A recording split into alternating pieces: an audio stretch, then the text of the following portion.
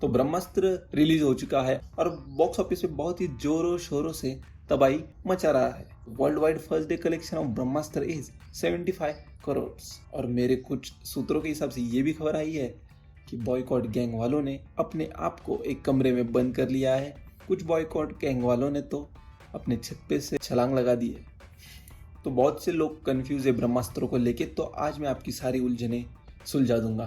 तो चलिए शुरू करते हैं। मैं हर्ष और आप देख रहे हैं हर्ष टीवी।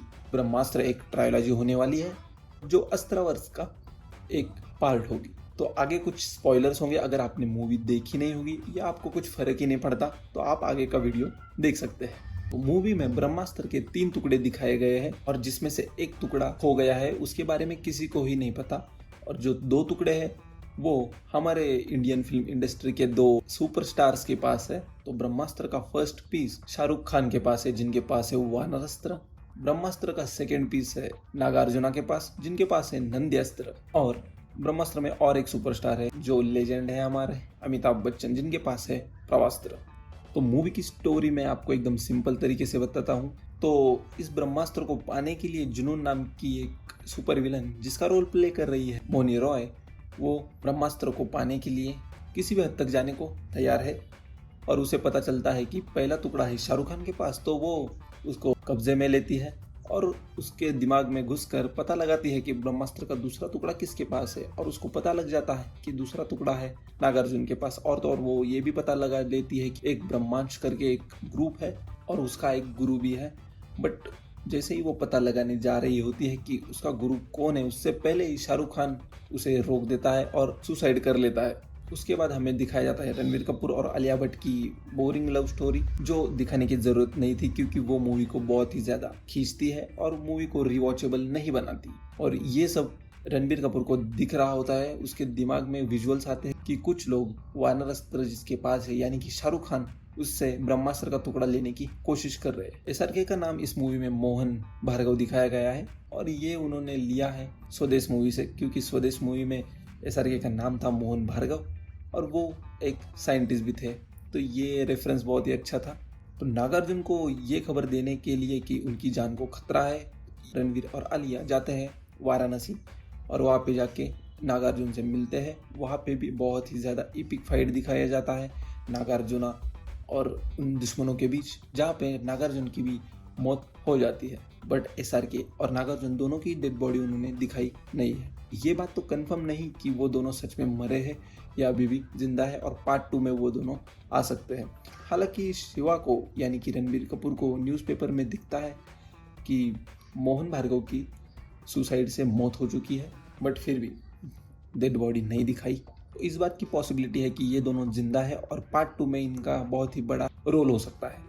अगर ऐसा हो गया तो पार्ट 2 में बहुत ज़्यादा मज़ा आएगा। नागार्जुना अपने पास वाला ब्रह्मास्त्र का टुकड़ा ईशा और शिवा को देता है और वो दोनों उसे लेके पहुंचते हैं अमिताभ बच्चन के पास।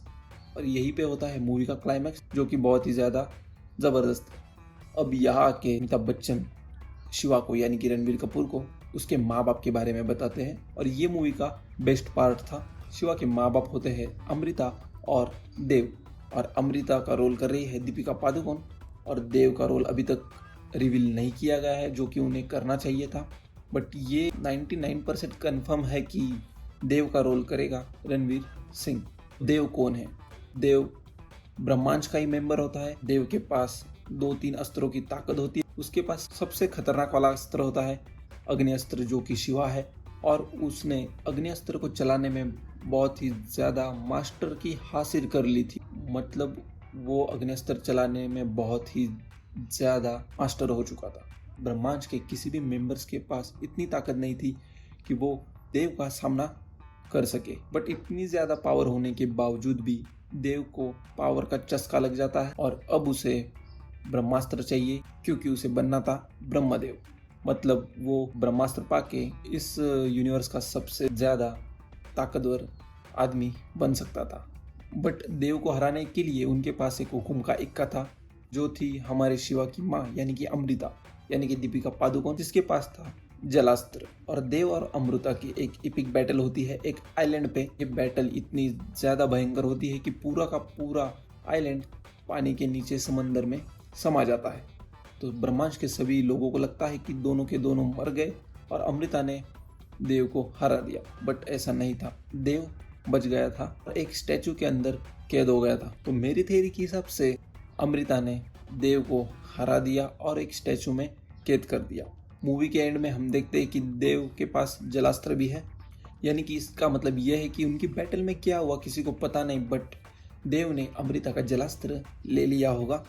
और डायरेक्टर ने ये चीज़ दिखाई क्योंकि ये इस बात का भी सिंप्लीफिकेशन करता है कि जब शिवा बच्चा था और उसके घर में आग लग गई थी, तो उसी आग में दीपिका पादुकोण यानी कि अमृता की मौत हो गई थी आग लगने की वजह से। और अगर अमृता के पास जलास्त्र होता तो वो जल्दी नहीं, बट ऐसा नहीं था, वो था देव के पास, जो उस बैटल में देव ने अमृता से छीन लिया था। या शायद अमृता ने जलास्त्र का इस्तेमाल करके देव को बंदी बना लिया हो, ये भी पॉसिबिलिटी है।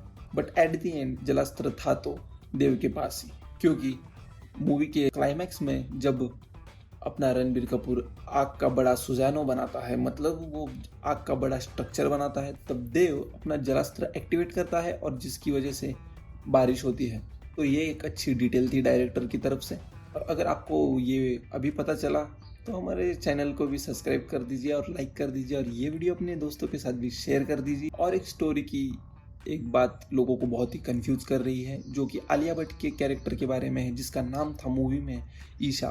ईशा आखिर में है कौन? मूवी देखने से ये तो पता चल गया है कि वो एक लापरवाह माँ बाप की औलाद है और जिसके माँ बाप को उसकी कोई भी चिंता नहीं कि अपनी बच्ची क्या कर रही है, कहाँ जा रही है, कहाँ घूम रही है, किसके साथ घूम रही है। बट ये नहीं पता चला कि उसका कैरेक्टर का यहाँ पे कुछ मेन रोल है प्यार करने के अलावा। तो जैसे कि मूवी का फर्स्ट ट्रेलर रिलीज हुआ था तो उसके टैगलाइन में मेंशन था कि love, light and fire.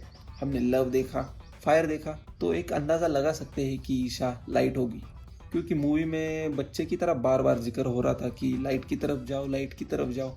But Ranbir Kapoor जाता है ईशा की तरफ, तो मे बी ईशा लाइट हो सकती है। और पार्ट 2 में ईशा का बहुत बड़ा रोल होगा दीपिका पादुकोण और रणवीर सिंह के साथ। तो पार्ट 2 का नाम है ब्रह्मास्त्र पार्ट 2 देव। पहले पार्ट का नाम था शिवा, दूसरे पार्ट का नाम है देव। मतलब पहला पार्ट था हीरो के ऊपर बेस्ड और दूसरा पार्ट विलन के ऊपर बेस्ड। मतलब ये एक विलन की ओरिजिन स्टोरी होगी, जैसे कि जोकर। और आपको पता ही है कि विलन की ओरिजिन स्टोरी पे मूवी कितना ज़्यादा बॉक्स ऑफिस कलेक्शन करती है। और विलन की स्टोरी में कुछ डेप्थ भी होती है और देखने में मज़ा भी आता है कि हीरो के बजाय एक विलन के पर्सपेक्टिव से देखे तो स्टोरी में कुछ अलग देखने को मिलता है, जो कि रेगुलर हिसाब से नहीं रहता, और उसमें काफ़ी ज़्यादा मज़ा भी आता है। और मेरे हिसाब से पार्ट 2 देव उन लोगों को R-rated बनाना चाहिए और बहुत ज़्यादा ब्रूटल बनाना चाहिए, तो देखने में बहुत ज़्यादा मज़ा आएगा।